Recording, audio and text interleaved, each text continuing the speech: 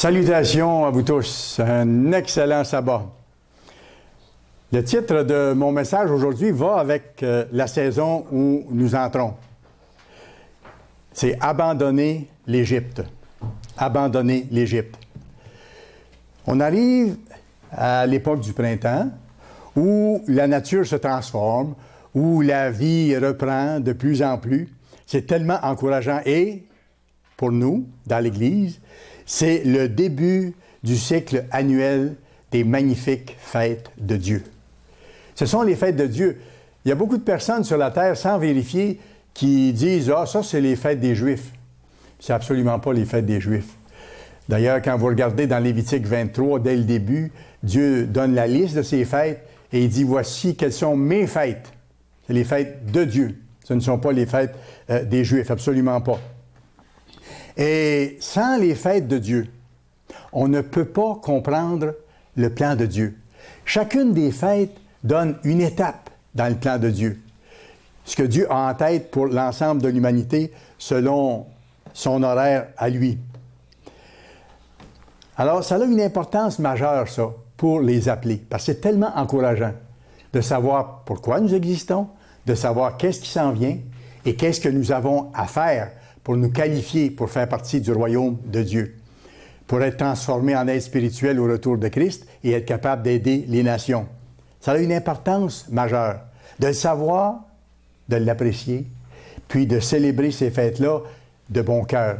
Pas juste de bon cœur, mais de tout cœur, parce que c'est le but de notre vie. Il y a des gens ici qui sont dans l'Église depuis 20 ans, d'autres 30 ans, il y en a même de 40 ans. Et il faut faire attention à ce moment-là, lorsqu'on est dans l'Église depuis longtemps, de ne pas prendre ça comme une routine ou comme allant de soi. Ne jamais prendre ces fêtes à la légère. Ne jamais dire « Oh, je connais les fêtes de Dieu » ou « J'ai déjà lu beaucoup là-dessus, j'ai entendu tellement de sermons dans le passé là-dessus. » Vous savez, comme si ça avait moins d'importance. Ça n'a pas moins d'importance à mesure que le temps passe. Au contraire, ça a plus d'importance. Parce qu'il faut être vraiment prêt lorsque le Christ va revenir. Alors, il ne faut vraiment pas prendre ça comme une routine et le faire mécaniquement. Mais il faut être présent dans ces fêtes-là, dans notre façon de les observer, selon ce que Dieu nous montre. Pour lui plaire, puis être fortifié, être encouragé en les célébrant. Parce qu'il y a des grandes bénédictions pour ceux qui pratiquent ces lois. C'est pour ça que je vous dis qu'il ne faut pas prendre ça à la légère, ni comme une routine. Faire attention de ne pas ralentir, de ne pas s'assoupir ou s'endormir. Alors qu'on approche, et c'est évident, de grands bouleversements annoncés dans les prophéties, qu'on approche de la fin de notre monde actuel. C'est pas pour rien, vous savez, que le Christ a dit « Veillez et priez » pour que vous ayez la force d'échapper à toutes ces choses et de paraître debout devant le Fils de l'homme. C'est-à-dire quand le Christ reviendra pour être encore debout, c'est-à-dire être encore vivant. C'est ça qu'il veut dire. Vous irez voir dans Luc 21, verset 36, il dit « Veillez et priez en tout temps pour avoir la force d'échapper à ces choses et de paraître debout. » Et dans ce commandement-là qui nous est donné, veillez, ça veut dire aussi soyez présents dans les fêtes de Dieu. Soyez présents de tout cœur. Faites-les comme il vous dit de les faire, de mieux en mieux même d'année en année. Non pas de moins en moins en disant « ça fait tant d'années que je le fais, je les connais ». Non, on ne les connaît pas encore suffisamment. Et on n'est pas encore suffisamment proche de Dieu. Et on a encore besoin de sa force parce qu'on n'est pas rendu. Lui, il va nous rendre à terme si nous, on est en train de s'en aller vers le but de tout cœur. Donc, c'est avoir ces fêtes en haute estime, prendre l'occasion qui approche les fêtes du printemps pour lire là-dessus, peut-être pour jeûner même, pour en parler à Dieu, pour lui demander de nous aider à voir les choses à changer. Vous savez, il y a plus de 3000 ans, les Israélites étaient esclaves en Égypte. Vous connaissez l'histoire biblique. Toute la nation d'Israël était allée là à cause de la famine et au bout de quelques centaines d'années, les situations avaient changé et les gens étaient devenus des esclaves en Égypte. Et Dieu se sert de l'Égypte, du mot Égypte aussi, pour symboliser le péché et le mal de toutes sortes. Le péché qui nous rend esclaves et qui a des conséquences douloureuses, malheureuses. comme le fait pour nos ancêtres d'être en Égypte. Ils étaient esclaves et ils souffraient beaucoup. Il y avait des conséquences malheureuses de ça. Et quand on pêche, il y a des conséquences malheureuses pour nous, pour d'autres, immédiates ou plus tard, mais il y a toujours des conséquences. Mais quand on regarde l'histoire, Dieu les a délivrés de cet esclavage physique. Pour eux, c'est un esclavage physique, là. Dieu les a délivrés, toute la nation, totalement, de l'esclavage physique. Aujourd'hui, à ceux que Dieu appelle, Dieu, il nous offre la délivrance. Quelle délivrance? De l'esclavage de nos péchés et de l'amende du péché qui est la mort éternelle. On peut être pardonné de notre vie passée, des péchés commis autrefois et de ceux qui nous arrivent malheureusement encore de commettre si on marche dans la bonne direction. Mais Dieu délivre aujourd'hui de l'esclavage spirituel ceux qui l'appellent. Il nous appelle quoi? À sortir de nos anciennes façons de faire, à quitter le monde avec ses traditions, avec ses fêtes, avec ses exagérations en plusieurs choses. C'est ça l'Égypte. C'est un monde qui n'est pas le monde de Dieu. Comme l'Égypte ancienne, c'était le monde de Satan aussi, et Pharaon était comparé à Satan, le dur maître de tâches, le maître d'esclaves. Et dans notre société moderne, c'est Satan qui agit en arrière-scène pour rendre les gens esclaves, et esclaves de leur vie, de leur situation, de leurs fautes et du mal qu'ils se font les uns aux autres. Et ça va de mal en pis. Alors à ceux que Dieu appelle maintenant, il nous donne la chance de le connaître, de voir la lumière de son plan, l'encouragement. Il nous invite à sortir de ces anciennes façons de faire, à compter sur lui, parce que seul on ne peut pas, à compter sur lui pour être capable d'y arriver. Et il dit, abandonner l'Égypte, mais pas juste ça. C'est que rejeter tout ce qui peut rester de l'ancien monde en nous. Rejeter ce qu'il y a encore d'Égypte en nous. Et c'est encore notre combat. Et ça va être notre combat jusqu'au retour du Christ. Parce qu'on vient de ce monde-là. On a grandi dans ce monde-là. On a vécu selon ces choses-là. On a transgressé les lois encore et encore. Et c'était devenu à l'époque une façon de vivre pour nous. Alors ça ne part pas tout d'un coup. Il ne faut pas se décourager. Dieu nous aide à faire le chemin graduellement et à y arriver. Ça se fait graduellement par la force de Dieu et aussi par notre persévérance. À nous, il faut tenir le coup, il faut tenir bon. Dieu a donné ses fêtes aux Israélites, OK? Mais il nous les donne à nous aujourd'hui. Parce que ces fêtes ont été célébrées à l'époque par les premiers Israélites. Elles ont été célébrées par le Christ et les apôtres au début de l'Église du Nouveau Testament. Elles sont célébrées actuellement dans le monde par la toute petite Église de Dieu, le petit troupeau. Et dans le monde à venir, elles vont être enseignées à l'ensemble des nations. Et ça va être formidable quand, sur la planète, en même temps, tout le monde va graduellement observer les mêmes fêtes. Qu'il n'y aura plus d'Halloween, qu'il n'y aura plus de Noël, qu'il n'y aura plus de les Pâques, et ainsi de suite. Ce sera les fêtes de Dieu. Le monde va être en paix, les familles seront heureuses et en paix. Alors Dieu a donné ses fêtes aux Israélites. Allez dans Exode chapitre 12.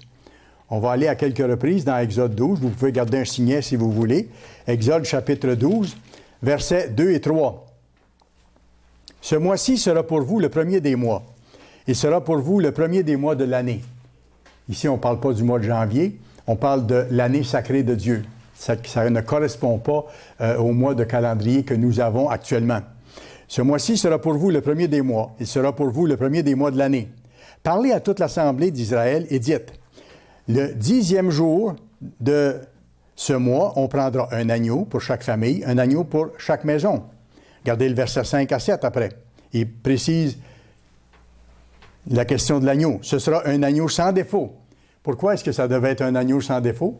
Parce que ça allait représenter le Christ, qui lui n'a jamais péché, qui était sans défaut. Alors ça annonçait déjà des choses, même si les Israélites ne comprenaient pas tout ça, là. Il dit, vous prendrez un agneau sans défaut, âgé d'1 an, vous pourrez prendre un agneau ou un chevreau. Verset 6, vous le garderez jusqu'au 14e jour de ce mois, et toute l'assemblée d'Israël l'immolera entre les deux soirs.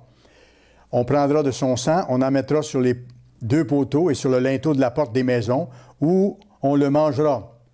Alors, voyez-vous, il y avait un rituel à faire, et ça représente encore là le sang du Christ, sous lequel on passe lorsqu'on passe par les eaux du baptême, lorsqu'on se repent, qu'on est baptisé, et que nos fautes passées sont effacées par le sang du Christ. On passe, autrement dit, par les eaux du baptême.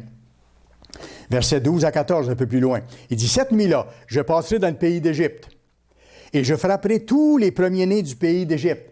Et tous les premiers-nés des animaux comme des familles humaines sont morts cette nuit-là, depuis les hommes jusqu'aux animaux. Et j'exercerai des jugements contre tous les dieux de l'Égypte. Je suis l'Éternel.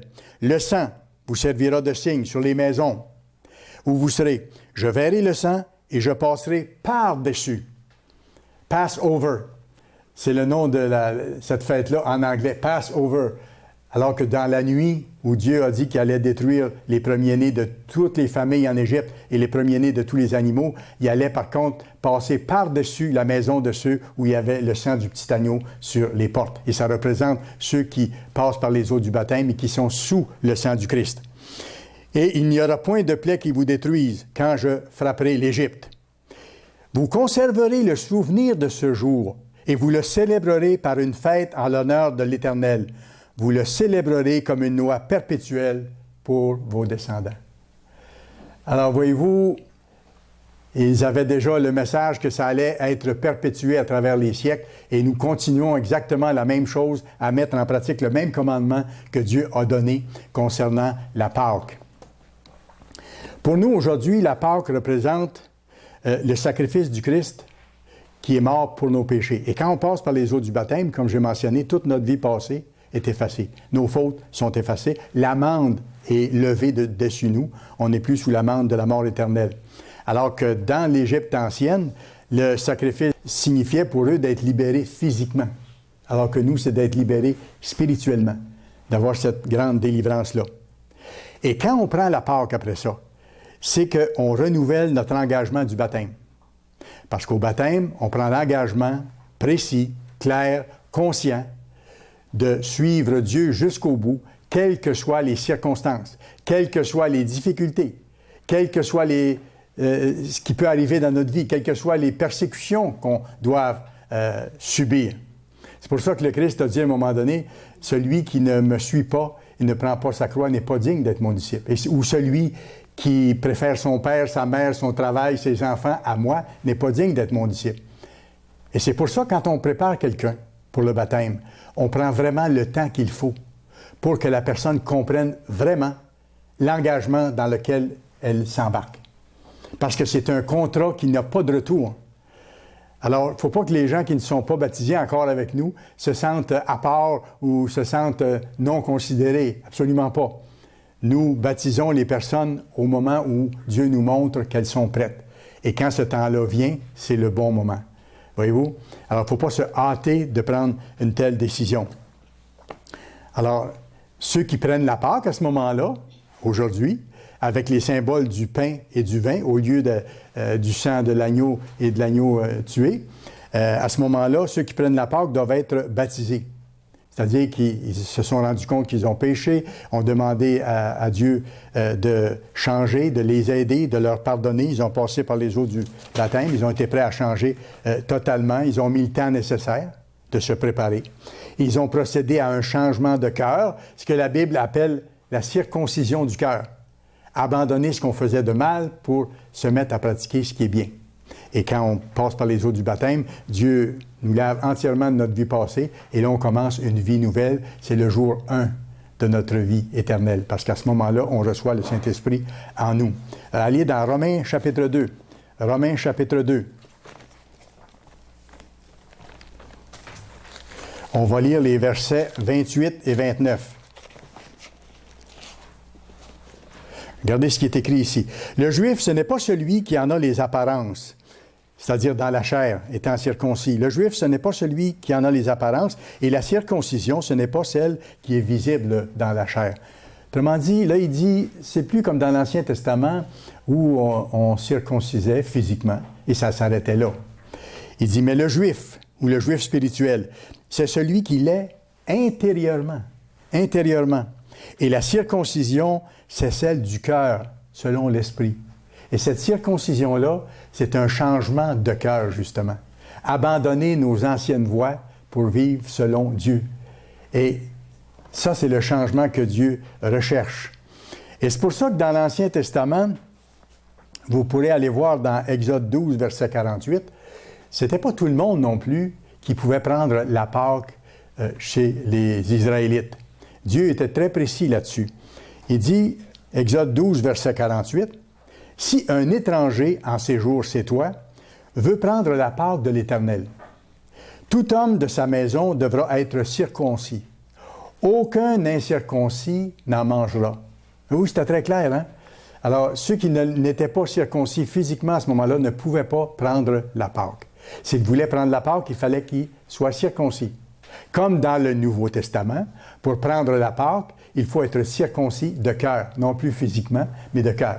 Il faut avoir changé suffisamment et avoir été préparé et avoir signé le contrat, l'alliance au baptême pour ensuite être capable de prendre la Pâque. Bon, maintenant je reviens à ça. Dieu a donné, première fête, la Pâque aux Israélites, que nous, on doit observer encore et qu'on doit prendre si on est membre baptisé de l'Église. Mais tout de suite après la Pâque, vient une autre fête qui est très importante et qui s'adresse à tout le monde, celle-là. Ceux qui sont baptisés comme ceux qui ne sont pas baptisés, les personnes nouvelles avec nous dans l'Église. Ce sont les jours des pains sans levain qui suivent immédiatement la Pâque. Ces 7 jours, qu'est-ce que ça représente? Ça représente la libération complète d'Israël de l'Égypte à l'époque. Libération physique. Alors que pour nous, ça représente une libération spirituelle de nos fautes. Parce qu'on examine ce en quoi on doit changer, on demande à Dieu de nous aider, et là, on est libéré graduellement de l'esclavage de ces fautes-là. Voyez-vous, nous, c'est sur le plan spirituel. C'est pour ça qu'on devient des Juifs spirituels, dans un sens. Et on a une assemblée commandée, le premier jour des pains sans levain et le dernier jour des pains sans levain. Allez à Lévitique 23. C'est pas parce que l'Église a trouvé que ce serait une bonne idée, par exemple, d'avoir une sainte convocation ces jours-là. On fait exactement comme Dieu a commandé dans la Bible. Et quand vous allez célébrer ces jours-là bientôt, vous allez avoir le plaisir de savoir, d'être conscient que vous faites la volonté de Dieu, que vous faites ce qu'il vous a demandé. Lévitique 23, regardez le verset 5. « Le premier mois, le 14e jour du mois, entre les 2 soirs, ce sera la Pâque de l'Éternel. » Bon, la première fête dont j'ai parlé. Et regardez, immédiatement après vient le temps de la fête des pains sans levain. Et le 15e jour de ce mois, ce sera la fête des pains sans levain, à l'honneur de l'Éternel. Vous mangerez pendant 7 jours des pains sans levain. Le premier jour, vous aurez une sainte convocation, ce qu'on fera bientôt. Vous ne ferez aucune œuvre servile. Pourquoi? Parce que c'est un grand sabbat. C'est un sabbat annuel, le premier jour de la fête des pains sans levain. Vous offrirez à l'Éternel pendant 7 jours des sacrifices consumés par le feu. Ça, on ne le fait plus maintenant parce que le sacrifice parfait, le Christ, est venu. Donc, on n'a plus besoin de faire ces sacrifices-là. Le 7e jour, il y aura une sainte convocation, encore. Et vous ne ferez aucune œuvre servile. Alors, voyez-vous, les fidèles serviteurs de Dieu observent ces fêtes de nos jours encore. Et vous, en le faisant, vous plaisez à Dieu. Et ce faisant, Dieu vous donne davantage de force pour être capable d'aller plus loin. Et je ne sais pas si vous réalisez, mais en faisant ça, vous êtes totalement différent de la vaste majorité de l'ensemble de l'humanité. Parce qu'il y a très peu de personnes qui observent la fête des pains sans levain sur la face de la terre, en comprenant ce que ça veut dire. Et même qui l'observent, tout simplement. Et ces fêtes-là, il faut que je vous dise ça, en faisant ma recherche, j'ai trouvé ça, et ça m'a tellement encouragé. Ces fêtes-là vont être observées après le retour prochain du Christ sur toute la terre. Sur toute la terre, ça va être observé. La Pâque, les pains sans levain. Allez dans Ézéchiel chapitre 43. Ézéchiel chapitre 43. Dieu est très précis dans son plan. Il ne laisse rien au hasard. Il explique les choses. Ézéchiel 43, on va lire le verset 2 pour voir de quoi il s'agit. Il est question du retour prochain du Christ sur la terre. C'est ce qui est décrit dans le chapitre 43. « Et voici, la gloire du Dieu d'Israël s'avançait vers l'Orient. Sa voix était pareille au bruit des grandes eaux, et la terre resplendissait de sa gloire. » Verset 7. On précise encore, il me dit, « Fils de l'homme, c'est ici le lieu de mon trône. » C'est le Christ qui parle. « Le lieu où je poserai la plante de mes pieds. J'y habiterai éternellement au milieu des enfants d'Israël. Il parle de son retour ici. La maison d'Israël et ses rois ne souilleront plus mon saint nom par leur prostitution et par leurs cadavres, les cadavres de leurs rois sur les hauts lieux. Pourquoi ça sera comme ça? Parce que les gens vont apprendre à observer la fête des pains sans levain aussi. Ils vont travailler à se purifier. Alors, toutes ces abominations-là seront choses du passé. Mais on voit que le Christ dit, je reviens ici à Jérusalem pour m'établir là éternellement. Et regardez votre place dans Ézéchiel, on va revenir, mais allez dans Sophonie, chapitre 3. Un peu plus loin vers le Nouveau Testament.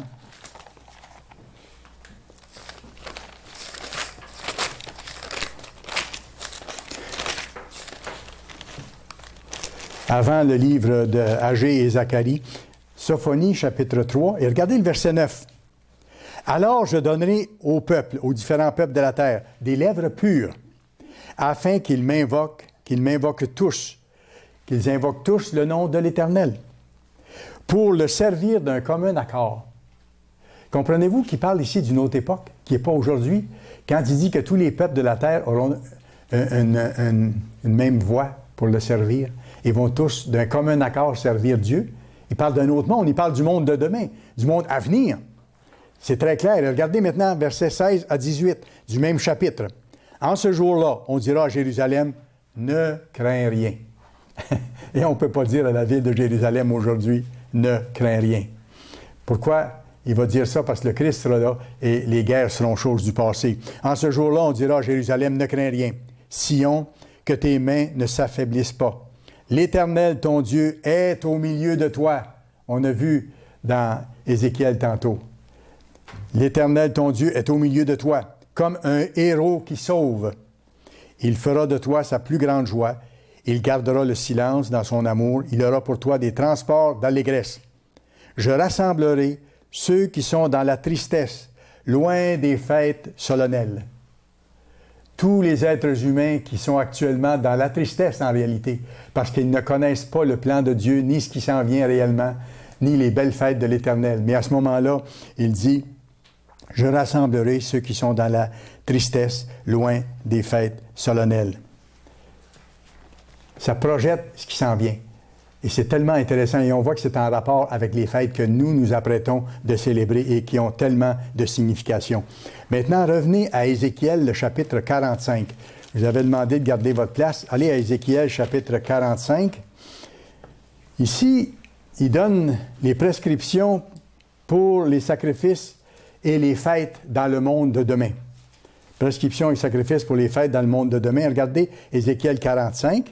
On va lire simplement le verset 21. C'est simplement pour vous montrer que dans le monde de demain, les mêmes fêtes que vous et moi, nous allons observer dans quelques jours, vont être célébrées. Le 14e jour du premier mois, vous aurez la Pâque. Ça correspond exactement à ce qu'on a vu. Et là, il parle du monde de demain. La fête durera 7 jours. Il parle maintenant de la fête des pains sans levain. On mangera des pains sans levain durant ces 7 jours-là. Le 14e jour du premier mois, vous aurez la Pâque. La fête durera 7 jours. On mangera des pains sans levain. Ce que nous, on s'apprête de faire, là, en se fabriquant des pains sans levain ou en allant se procurer des pains qui n'ont pas de levain pour manger durant cette semaine-là, c'est qu'on fait d'avance ce que ces gens-là vont apprendre à faire. C'est ça. C'est ça qu'on est en train de faire. Ça a toute une dimension. Et vous allez voir tantôt que ce qu'on fait maintenant va nous aider à les aider à l'époque.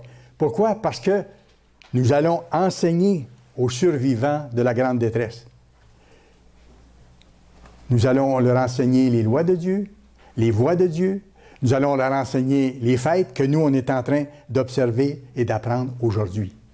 Dans des conditions difficiles, parce que le monde ne les observe pas. Et on est tout à fait différent du reste du monde. Mais à ce moment-là, ils n'auront pas, eux, les mêmes pressions que nous, on a maintenant. Et ils n'auront pas besoin d'avoir le même courage. Ils seront dans un monde où Satan ne sera pas là et où l'ensemble du monde va observer graduellement les mêmes fêtes.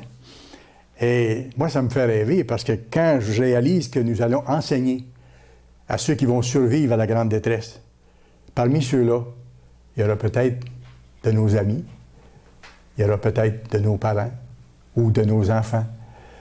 Et on aura le bonheur de leur enseigner le plan de Dieu et de leur montrer comme à quel point Dieu les aime et pourquoi il leur révèle les mêmes fêtes que nous, on observait, qu'ils nous trouvaient peut-être bizarres d'observer à l'époque, mais qui seront contents de voir qu'on a tenu le coup pour eux autres aussi, pour être capable de leur apporter cette bonne nouvelle-là en temps et lieu. Durant la fête des pains sans levain, comme c'était à l'époque de l'ancienne nation d'Israël, tout le levain doit être enlevé de nos maisons. Et toute la nourriture qui contient du levain doit être enlevée de nos maisons, éliminée de nos maisons, ou, comme moi, parfois j'avais un bureau qui était à l'extérieur de chez moi. On faisait le ménage des pains sans levain chez nous, mais dans mon bureau ailleurs, je devais faire le ménage des pains sans levain là aussi, pour pas qu'il reste de miettes ou qu'il reste de pain levé ou tout ça. Alors, c'est ce qu'on doit faire pour préparer la fête. Allez à Exode 12, on trouve la directive qui a été donnée à l'ancienne nation d'Israël et qui s'applique à nous aujourd'hui encore. Exode chapitre 12, et on va lire les versets 15 à 19. Vous allez pouvoir reprendre ces versets-là puis refaire l'étude chez vous. Pendant 7 jours, vous mangerez des pains sans levain. Voyez-vous, le commandement, c'est pas juste de sortir le pain levé et la levure, mais de manger des pains sans levain. Dès le premier jour, il n'y aura plus de levain dans vos maisons. Car toute personne qui mangera du pain levé du premier jour au 7e jour sera retranchée d'Israël. Et ça se comprend. Quelqu'un qui ne veut pas faire les choses comme Dieu demande, c'est normal qu'il ne fasse pas partie de la nation d'Israël. On ne parle pas ici d'une erreur ou par inadvertance qu'on a oublié un crouton quelque part et qu'on trouve durant la semaine. C'est arrivé à tout le monde, je pense, à l'Église, à un moment donné, d'avoir fait comme il faut le ménage. On pense d'avoir réussi, puis durant la semaine, on trouve quelque chose, une tranche de pain qui a été laissée quelque part ou un biscuit qui a été laissé dans une poche de manteau d'habit ou tout ça. On n'est pas exclu d'Israël pour autant, mais là, on jette les thèmes en question et puis on continue à faire la fête, à célébrer la fête, tout simplement. Mais ceux qui ne veulent pas, ça c'est logique, ceux qui ne veulent pas observer la fête des pains sans levain, ils ne sont pas obligés, mais ils ne font pas partie d'Israël. C'est ce qu'il dit ici. Verset 16. Le premier jour, vous aurez une sainte convocation, comme on a vu tantôt, et le 7e jour, vous aurez une sainte convocation. On ne fera aucun travail ces jours-là. Vous pourrez seulement préparer la nourriture de chaque personne. Et lors des jours de fête, des grands sabbats annuels, là, c'est pas comme un sabbat de semaine. On peut préparer la nourriture. On peut faire un travail de préparation de cuisine plus élaboré, parce que ce sont des jours de fête. Alors, on peut faire davantage, et Dieu permet ici. Il dit, vous pourrez préparer la nourriture de chaque personne. Autrement, on la prépare le vendredi, pour ne pas avoir à cuisiner le samedi, le sabbat. Voyez-vous? C'est ça la différence. C'est pour ça qu'il dit ici, lors des jours de fête, vous pouvez préparer la nourriture pour chaque personne. Vous observerez la fête des pains sans levain, car c'est en ce jour même que j'aurai fait sortir vos armées du pays d'Égypte. Vous observerez ce jour comme une loi perpétuelle pour vous et vos descendants. Et nous, on va continuer à l'observer. Le premier jour du mois, le 14e jour du mois, au soir, vous mangerez des pains sans levain jusqu'au soir du 21e jour. Pendant 7 jours, il ne se trouvera point de levain dans vos maisons, car toute personne qui mangera du pain levé sera retranchée de l'Assemblée d'Israël, que ce soit un étranger ou un indigène. Et encore là, on ne parle pas ici de quelqu'un qui en mange par accident. Ça m'est déjà arrivé d'être sur la route durant la fête des pains sans levain et de ne pas penser du tout et à arrêter à un restaurant de nourriture rapide et de prendre un bon hamburger. Et bon, après avoir mangé 2-3 bouchées, de dire « Oh, c'est la fête des pains sans levain ». Je ne suis pas exclu d'Israël, mais je jette mon morceau, puis je m'excuse à Dieu, je demande pardon à Dieu, mais je continue à célébrer la fête. Oui, c'est ça la différence. Mais ça nous arrive tous de faire ces expériences-là. Et ça nous montre à quel point, par contre, le péché est présent partout et qui est invitant partout, sans qu'on s'en rende compte. On apprend des leçons à travers ça, à travers les petites expériences qu'on vit. Comme par exemple, ça m'est arrivé de nettoyer ma voiture, passer la balayeuse dans la voiture, puis à un moment donné, voir un petit crouton, parce que je mange souvent dans ma voiture, un petit crouton entre le siège puis ce qui est au milieu de la voiture, là. Toutes les misères du monde à venir à bout de le joindre. Je le voyais, mais pas capable. La balayeuse n'allait pas, j'avais pas ce qu'il fallait pour aller. J'ai usé de tous les stratagèmes possibles pour venir à bout, d'aller chercher le crouton de pain. Je savais que c'était du pain ou un morceau de biscuit. Il y avait du levain. Mais voyez-vous, là aussi, j'ai appris une leçon. Parce qu'il y a des choses dans notre vie qui sont pas faciles à enlever. On les voit. Puis on a beau faire le tour, puis d'un bord, puis de l'autre, puis aller essayer de les éliminer, c'est là. Alors, voyez-vous, ça nous montre que nos combats sont humains, Et ça nous donne des leçons de ne pas nous décourager, de demander à Dieu, puis continuer à faire ce qu'on a à faire. On apprend à travers ça. Et maintenant, juste en vous donnant rapidement des informations là-dessus, quels sont les agents de levain ou les produits levés qu'on doit enlever de nos maisons? Je fais un petit résumé très, très court. D'abord, les agents de levain eux-mêmes, la levure, le bicarbonate de soude et la poudre à pâte. C'est les trois principaux.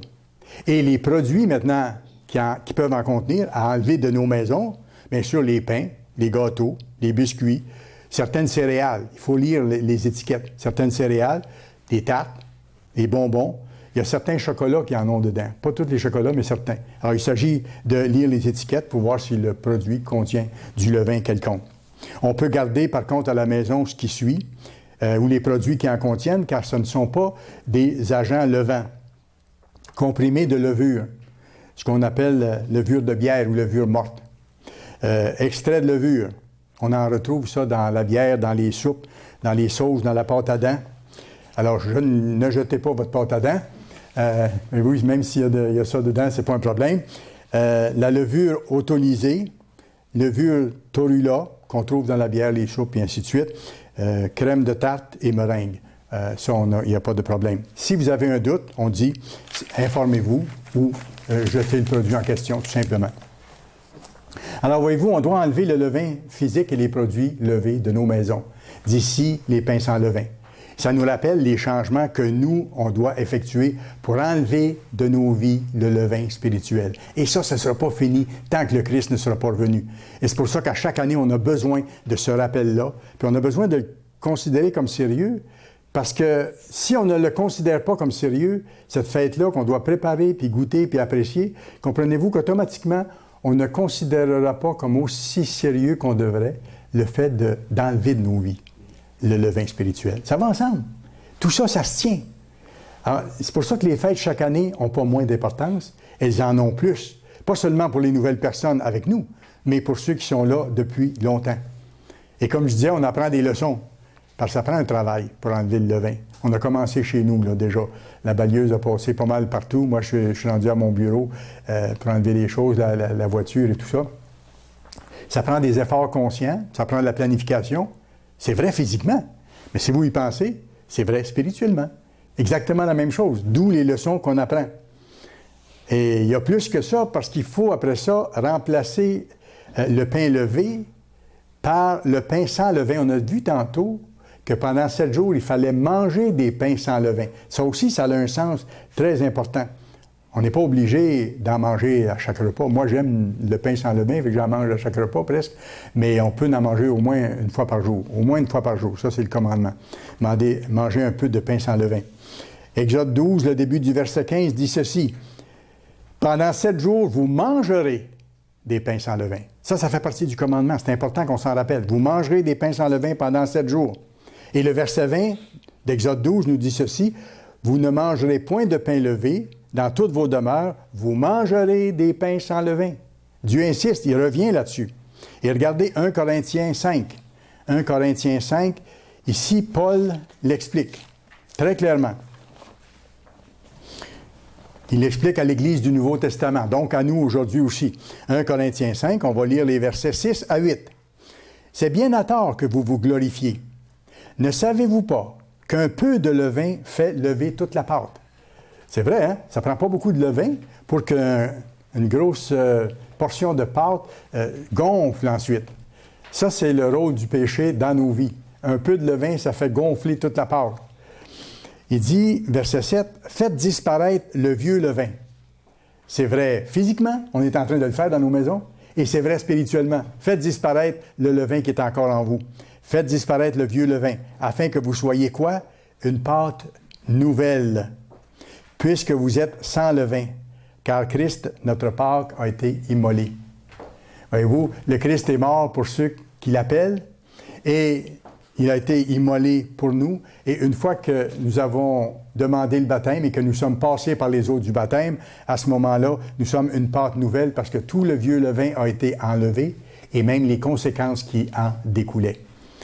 Il dit, faites disparaître le vieux levain afin que vous soyez une pâte nouvelle, puisque vous êtes sans levain, car le Christ de notre Pâque a été immolé. Célébrons donc la fête. Quelle fête? La fête des pains sans levain. Non avec du vieux levain, non avec un levain de malice et de méchanceté. Ça, c'est notre nature humaine, dans toutes ses facettes mauvaises. Mais il dit célébrer la fête avec les pains sans levain, de la pureté et de la vérité. De la pureté et de la vérité. Et la vérité, elle vient d'où? Elle vient de ça. Le Christ a dit, ta parole est la vérité. Alors, dans la Bible, on apprend les choses qu'on doit changer. Le vieux levain, on le voit, le vieux levain qu'on doit enlever de nos vies. Et ce faisant, quand on enlève le vieux levain de nos vies, on devient de plus en plus comme le Christ. Lui était parfait, sans péché, il n'a jamais péché. Mais moins on pêche, plus on devient comme notre Sauveur. Et c'est comme ça qu'il veut qu'on devienne. Et il va nous donner tout ce qu'il faut pour y arriver. Et c'est pour ça que c'est marqué dans Éphésiens 4, 24, vous pourrez aller voir plus tard, ça nous dit de revêtir l'homme nouveau. Moi, je suis une nouvelle personne par rapport à ce que j'étais avant. Je ne suis pas encore parfait, loin de là. J'ai encore beaucoup de travail à faire, et vous aussi. Mais je suis différent de ce que j'étais avant que Dieu m'appelle. Pourquoi? Parce que j'ai travaillé à revêtir l'homme nouveau, la nouvelle personne que Dieu voulait que je sois. Et c'est la même chose que je vois chez ceux qui sont ici à l'Église et que je connais davantage. Revêtir l'homme nouveau créé selon Dieu dans une justice. La justice de Dieu, pas ma justice. Pas ce que moi je pense être juste, mais ce que Dieu me dit être juste. Parce que Dieu explique très bien dans Ésaïe que la justice humaine, que nous on pense être juste, il dit c'est un vêtement souillé. Suivez la justice de Dieu. Revêtir l'homme nouveau, créé selon Dieu, selon une justice et une sainteté que produit, encore là, la vérité. C'est la Bible qui est notre guide de vie, qui nous dit comment changer, qu'est-ce qu'on a à changer, comment vivre chrétiennement. Et c'est ça, croître dans la justice de Dieu. Comment? Je vous donne 3 petits moyens, rapidement. Comment croître dans cette justice de Dieu-là? J'appellerais ça les 3 R. Les 3 R. Premier R, reconnaître le péché. Identifier dans notre vie ce qui est de contraire aux voies de Dieu. Il y a certaines choses qui c'est plus évident. D'autres, c'est plus subtil. Et parfois, c'est avec le temps qu'on arrive à le voir. Et en demandant à Dieu de nous montrer graduellement aussi ce qu'on a à changer. Donc, reconnaître ce qui est de contraire aux lois de Dieu. Et on sait que la transgression des lois de Dieu, c'est ça le péché. Le péché, c'est de transgresser les lois de Dieu, comme c'est marqué dans 1 Jean 3, verset 4. 1 Jean 3, verset 4. Péché, c'est de transgresser les lois de Dieu. Alors, pour reconnaître le péché, puis s'en éloigner, il faut regarder les 10 commandements. Ça, c'est notre base. Est-ce que j'observe vraiment les 10 commandements? Est-ce que je les observe pas seulement dans la lettre, mais aussi dans l'esprit, comme le Christ a expliqué? Parce qu'il dit, je suis venu pas pour abolir la loi, je suis venu pour la magnifier, c'est-à-dire vous l'expliquer dans une dimension beaucoup plus large, dans une dimension spirituelle. C'est pour ça qu'il a dit dans ce passage-là, il dit, il ne s'agit pas de ne pas tuer quelqu'un, mais si vous haïssez quelqu'un, déjà vous l'avez tué dans votre esprit. Alors, c'est pour ça qu'il a dit, je suis venu magnifier la loi pour vous montrer que vos fautes commencent dans vos pensées, dans votre cœur. C'est dans le cœur de l'homme que ça commence. C'est pour ça qu'il faut s'examiner dans ce sens-là pour voir si j'obéis aux lois de Dieu dans la lettre et dans l'esprit, dans mes pensées, dans mes attitudes. Et étudier dans sa parole tous les principes bibliques de la vie chrétienne qui découlent des 10 commandements. Dans toutes sortes de façons. Même de payer nos impôts au gouvernement, il nous dit ça. Parce qu'il faut être honnête, ne pas voler. Et si je vole le gouvernement humain, je transgresse la loi de Dieu, tout simplement. Alors, je peux bien ne pas être d'accord avec la loi de l'impôt et trouver qu'on m'en demande trop, mais Dieu dit, rendez à César ce qui est à César et à Dieu ce qui est à Dieu. Donc, voyez-vous, je dois me soumettre à ces lois-là. Ça fait partie, ça, de l'examen que je dois faire. De la loi de Dieu, mais dans toutes ses ramifications, si vous voulez. Il y aurait plusieurs exemples qu'on pourrait donner dans ce sens-là.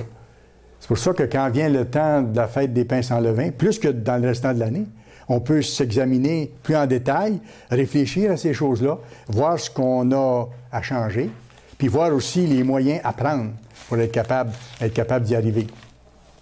Le deuxième R, vous allez le reconnaître aussi, c'est repentir. Se repentir. Et cette approche-là, vous savez, on doit l'avoir tout au long de la vie.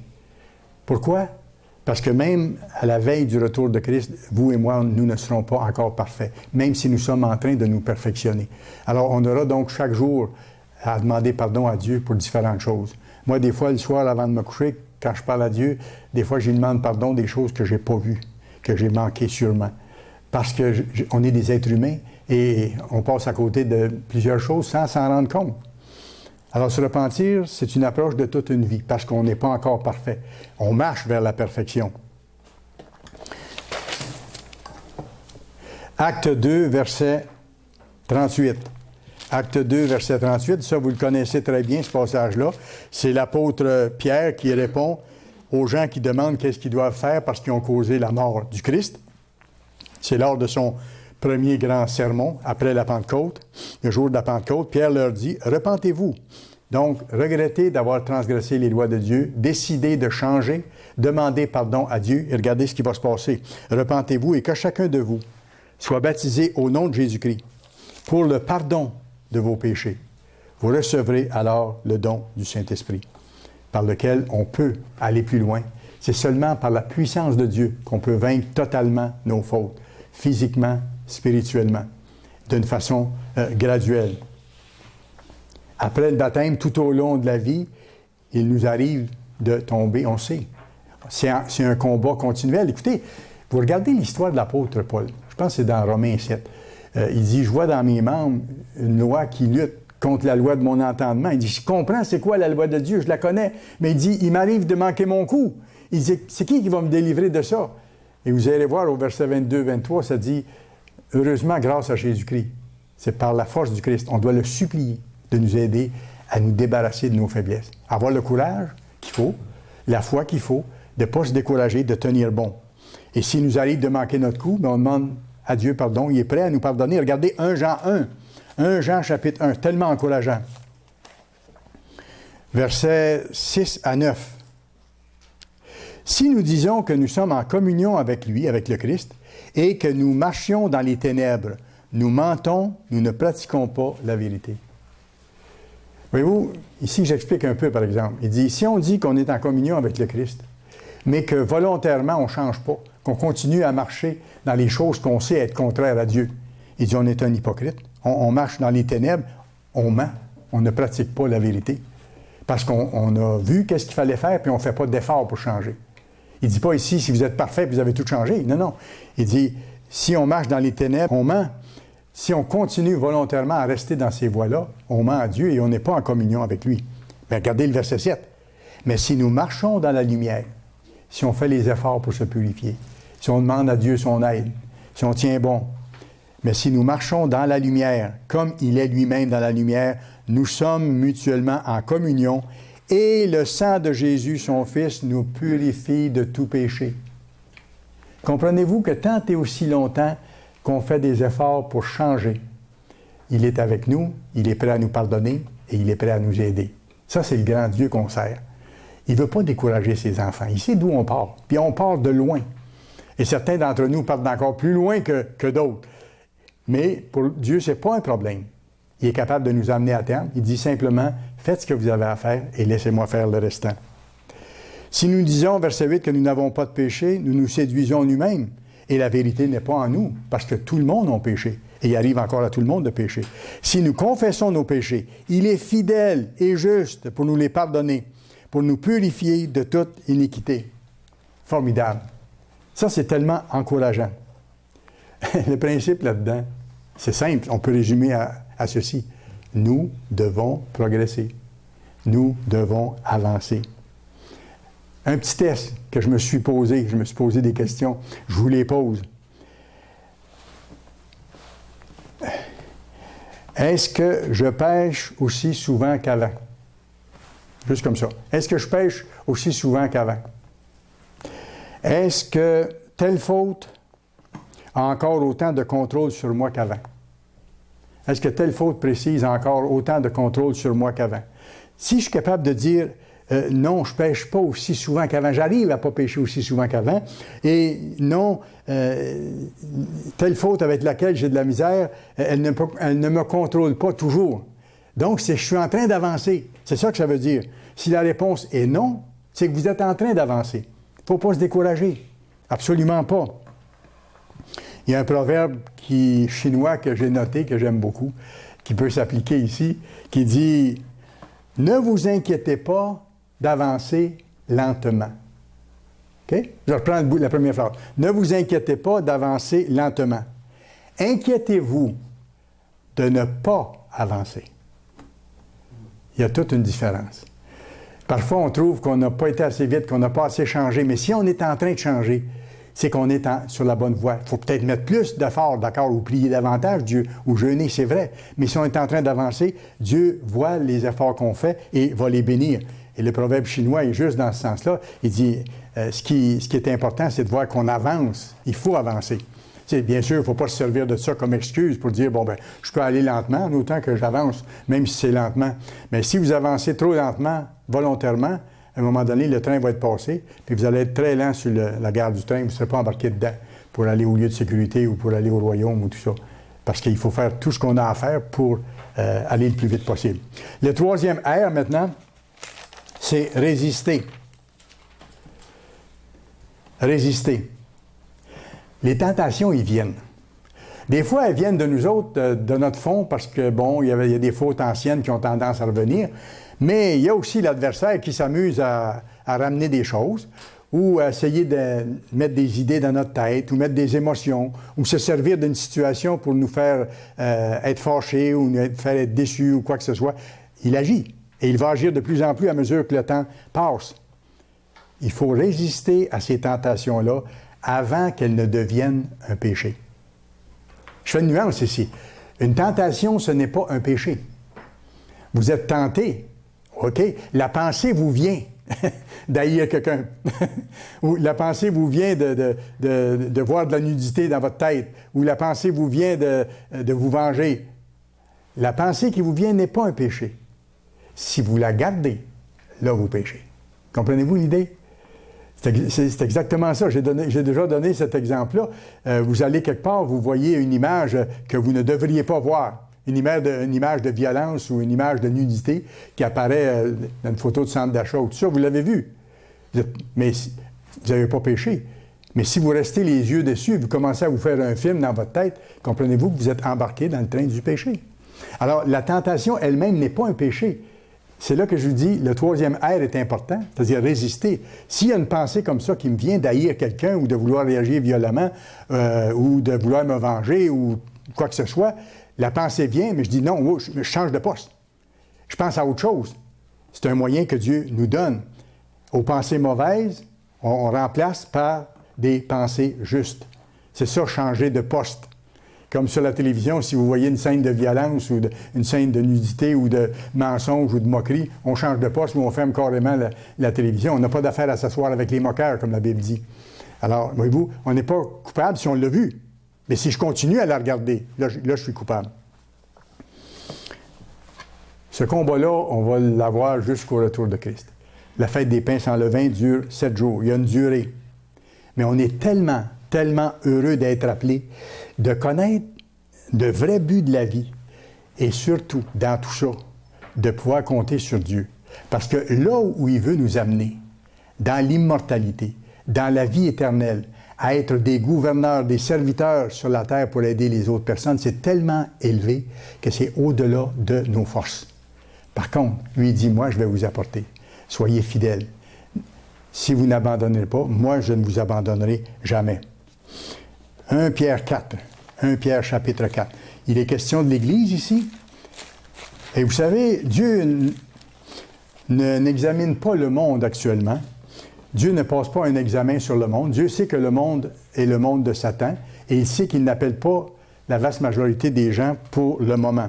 Par contre, sa toute petite Église, son petit troupeau, ceux qui sont appelés maintenant, Dieu les examine, Dieu regarde ce qu'ils font avec ce qu'ils savent. Et je suis responsable de ce que Dieu me montre. Je fais quelque chose avec ou pas. Alors regardez 1 Pierre chapitre 4, versets 17 à 19. Car c'est le moment où le jugement va commencer par la maison de Dieu.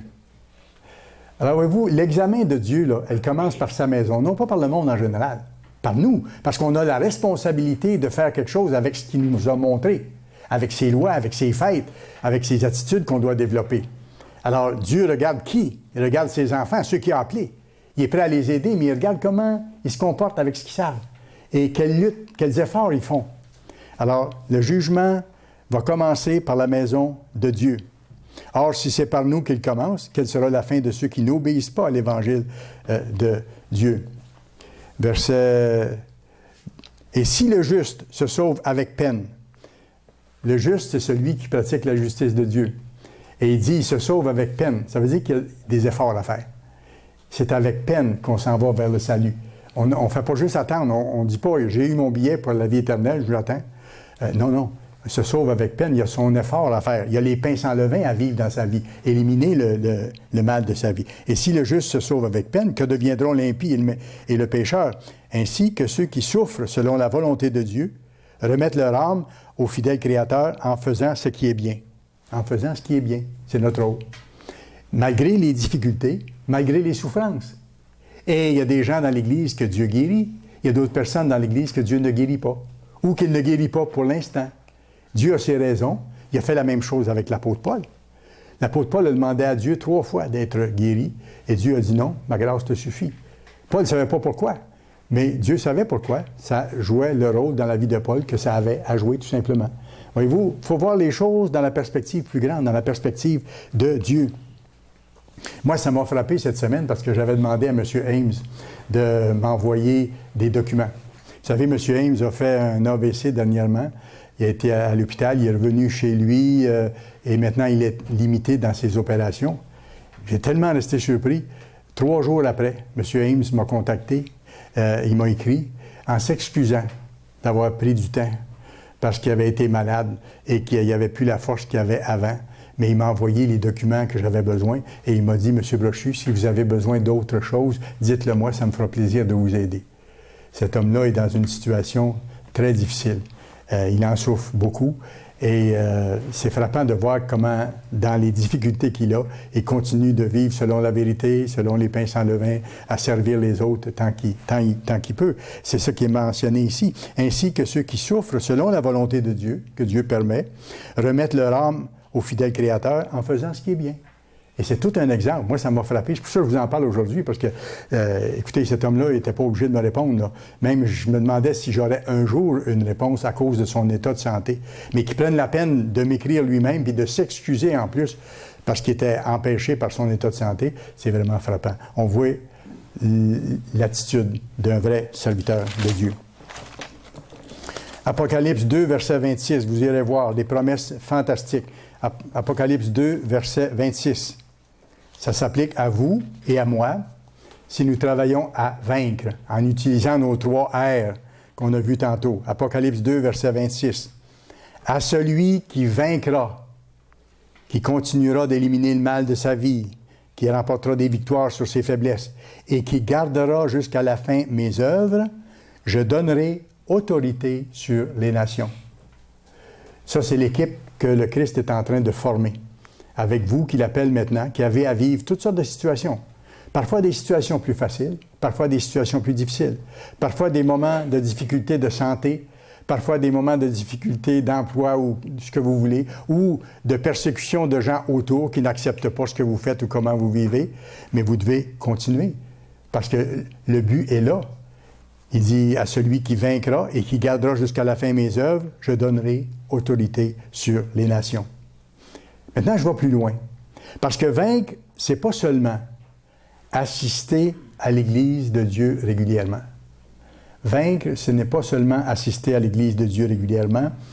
Ce n'est pas simplement faire partie de la liste de l'Église, de faire partie du corps du Christ. C'est beaucoup plus que ça. M. Meredith l'a expliqué souvent. Et ça, c'est important qu'on saisisse ce concept-là. Vaincre, c'est conquérir notre nature humaine à nous. C'est vaincre nos faiblesses en cours de route. Se regarder ce qu'on a à changer, supplier Dieu de nous aider, de nous donner la force de changer et de travailler à changer. De continuer, de persévérer. Conquérir notre nature humaine, conquérir le monde autour. Vaincre le monde autour, ça veut dire ne plus participer aux choses qui sont contraires aux lois de Dieu. Ne plus participer aux anniversaires de naissance, par exemple. Ne plus participer aux fêtes de famille à Noël, ou ces choses-là. parce que ce ne sont pas les choses de Dieu. Absolument pas. Vaincre le monde, c'est de se retirer de ça. C'est ça, abandonner l'Égypte. Et sortir de nous les morceaux d'Égypte qui peuvent encore rester. Et les premières années qu'on n'observe plus Noël avec nos familles et tout ça, on a le cœur dans l'eau un peu. Et c'est normal humainement. Parce qu'il y avait toute une cérémonie gentille autour de ça, des liens familiaux. Et c'est justement le piège de Satan. Un peu de bien avec beaucoup de mal pour envelopper le poison. Mais nous, on doit faire la distinction et de dire, je dois vaincre mes faiblesses, je dois vaincre le monde de Satan, avec ses attaches, avec ses attirances aussi, dans toutes sortes de façons, dans sa façon de s'amuser aussi, qui n'est plus la façon de Dieu. Et on doit vaincre aussi, bien sûr, Satan. La Bible est bien claire là-dessus. Résistez au diable et il fuira loin de vous. C'est un autre air aussi. Et quand on sent qu'il nous tend des pièges, il faut tout de suite crier vers Dieu, ne pas laisser passer du temps, crier tout de suite vers Dieu, lui demander son aide. Alors vaincre, c'est conquérir notre nature humaine, conquérir le monde et conquérir Satan lui-même, comme le Christ a vaincu. Et il est en nous, si nous sommes baptisés et que nous avons son esprit. Vaincre, ça veut dire changer réellement, pas juste en surface, changer réellement et continuer à le faire. En sachant qu'on est des êtres humains faibles, qu'on est attirés par le péché ou nos anciennes façons de faire, et d'être sur nos gardes par rapport à ça. Parce que Satan peut se servir d'anciennes faiblesses et nous présenter des situations où ça serait tellement facile de se laisser aller. Alors, il faut changer réellement et par-dessus tout ça, garder le contact avec Dieu. C'est de là que vient la force. Garder le contact avec Dieu. Et un petit test facile que je m'applique. Appliquez-vous-le. Un petit test facile en quelques questions. 4 questions. Est-ce que je prie chaque jour? Là, je décris comment être en contact avec Dieu constamment pour avoir sa force, pour être capable de résister au monde de Satan, à Satan lui-même et à notre nature humaine. Est-ce que je prie chaque jour? Et je dirais suffisamment chaque jour aussi. Ça, c'est clair, hein? Ou vous le faites ou vous le faites pas. C'est simple. C'est pas compliqué comme examen, là. Je vous demande pas quelque chose de difficile. Et deuxième chose, est-ce que j'étudie la parole de Dieu chaque jour? La Bible nous dit, nourrissez-vous de la parole de Dieu. Revêtez le Christ. Développez de penser comme lui en étudiant sa parole. Est-ce que j'étudie la Bible chaque jour? Oui ou non? C'est aussi simple que ça. Est-ce que, après ça, est-ce que je réfléchis, est-ce que je pense aux lois de Dieu durant la journée pour les appliquer dans les circonstances que j'ai à vivre? C'est ça mon rôle en tant que chrétien, de mettre en pratique la culture de Dieu, sa façon de faire, de représenter son gouvernement dans ce monde qui n'est pas son monde. Est-ce que je pense à ses lois à mesure que je vis ma journée pour les appliquer? Et quatrièmement, est-ce que je jeûne assez régulièrement? Pas juste le jour de la fête des expiations ou lors d'un jeûne commandé par l'Église. Alors, c'est simple. 4 petites questions. Si vous le faites vraiment, répondez-vous à vous devant Dieu honnêtement. Si vous ne le faites pas assez, c'est le temps de le faire. Commencez. On n'est pas rendu trop loin, malgré qu'il est tard. Il est tard dans l'horloge du monde. Alors, voyez-vous, les fêtes de Dieu, ce ne sont pas des routines. Ce ne sont pas des rituels vides de sens. Ce sont des moyens de nous approcher de Dieu, d'être fortifiés et de tenir bon jusqu'au bout. Hébreux chapitre 12. Hébreux chapitre 12. Le chapitre précédent, chapitre 11, il décrit les héros de la foi, ceux qui ont été fidèles dans le passé, dans toutes sortes de circonstances, parfois faciles, parfois extrêmement difficiles, même à aller jusqu'à donner leur vie. Et après, il nous dit ici, Hébreux 12, versets 1 à 3, « Nous donc aussi, puisque nous sommes environnés d'une si grande nuée de témoins, ceux dont on vient de parler dans le chapitre 11, Moïse, Noé, Abraham, il dit, puisque nous sommes environnés d'une si grande nuée de témoins, dans le fond fidèles de Dieu, rejetons tout fardeau et le péché. Rejetons le péché. Faites des pains sans levain, nous purifier.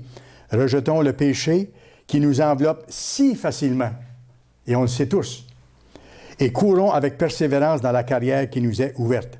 Ayant les regards sur Jésus, qui suscite la foi, qui donne la foi et qui la mène à la perfection.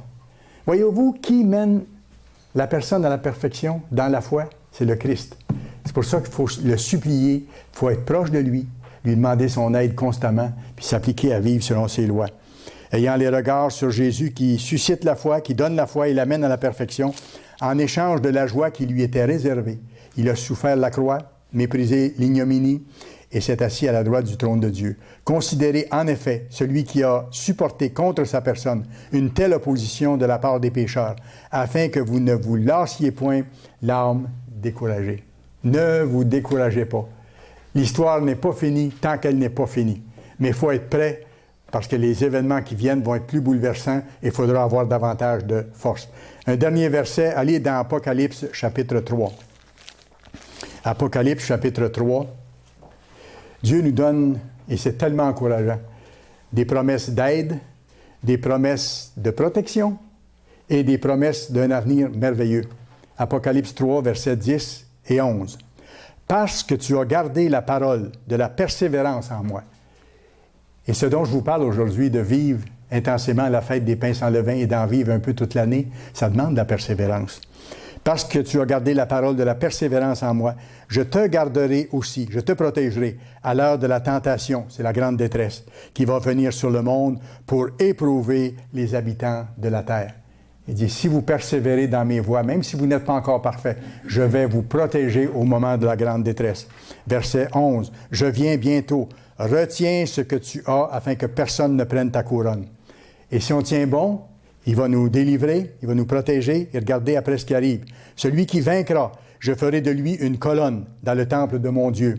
Il n'en sortira plus. J'écrirai sur lui le nom de mon Dieu et le nom de la ville de mon Dieu, de la nouvelle Jérusalem qui descend du ciel d'auprès de mon Dieu, et mon nom nouveau. Que celui qui a des oreilles entende ce que l'Esprit dit aux églises. Comprenez-vous pourquoi j'ai aimé vous présenter aujourd'hui et j'ai aimé étudier, moi, ce thème-là aussi, abandonner l'Égypte.